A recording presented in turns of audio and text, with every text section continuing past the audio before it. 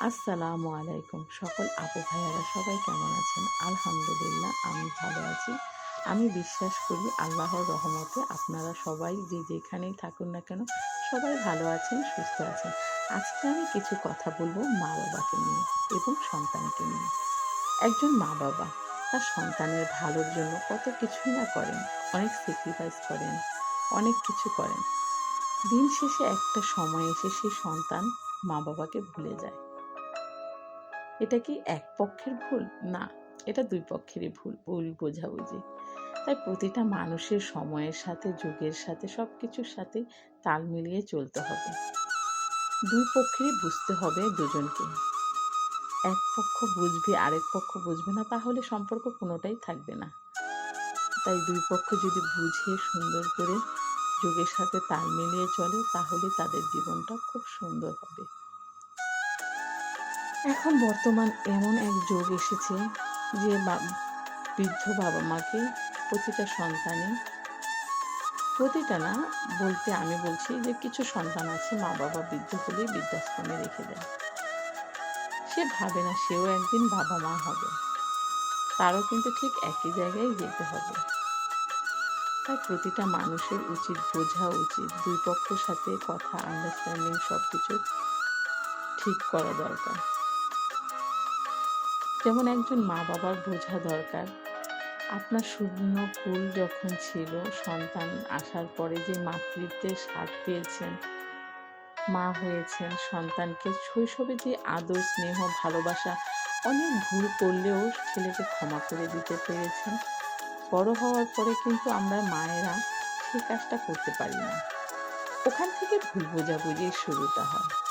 আর একটা সন্তানের উচিত, তুমি যেই সময় হাঁটতে পারোনি, কথা বলতে পারোনি, চলতে পারোনি, খেতে পারোনি, ঠিক ওই সময় থেকে তোমার মা তোমাকে সব কিছু শিখিয়েছেন। আর আজকে তুমি সব কিছু শিখে সেই বাপ-মাকেই বৃদ্ধাশ্রমে রেখে দিয়ে আসো। জীবনটা এত সহজ না। সময়ের সাথে সাথে সব কিছুই চেঞ্জ হয়। আজকে মা-বাবা যেই জায়গায়, কালকে তুমিও ঠিক একই জায়গায় থাকবে। এটাই বাস্তব। তাহলে এই কাজগুলো না করলেই আমরা পারি। আমরা প্রতিটা সন্তান এবং প্রতিটা মা-বাবা সবার সাথে সবাই কথা বলে বুঝবো, জানবো, কথা শেয়ার করব। তাহলেই না দূরত্বটা, কথা বলার সাথেই দূরত্ব দূর হবে।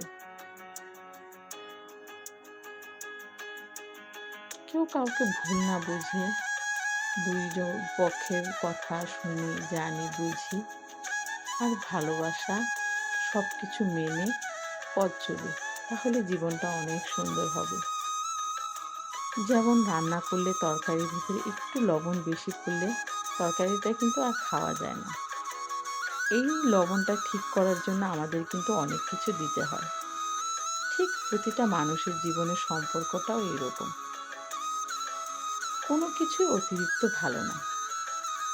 তাই প্রতিটা সম্পর্ক ঠিক করার জন্য দুই পক্ষেরই স্যাক্রিফাইস করতে হবে।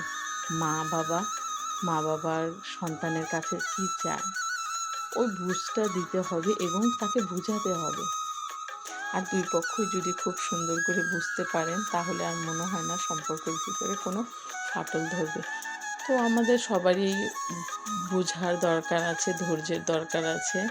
সব কিছুর সাথে স্যাক্রিফাইস করে নিজের জীবন এবং সন্তানদের জীবন সুন্দর করতে হবে।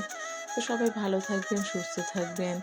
কথাগুলো যদি কারো মনে কষ্ট পেয়ে থাকেন, তাহলে সত্যিই আমি দুঃখিত। এরকম অনেক মানুষ আছে, অনেক মানুষের জীবনে এরকম ঘটতেছে, দেখতেছি। তার থেকে নিজেরাও মা-বাবা হয়েছে, আমাদেরও সন্তান আছে, সন্তান বড় হচ্ছে। তাই প্রতিটা ভাই বোন, প্রতিটা মা-বাবার উচিত সবাইকে সবার থেকে বোঝা, জানা আর সম্পর্কটা সুন্দর করে। কারণ পৃথিবীতে কেউ চিরস্থায়ী না। আজ আছি কাল নেই।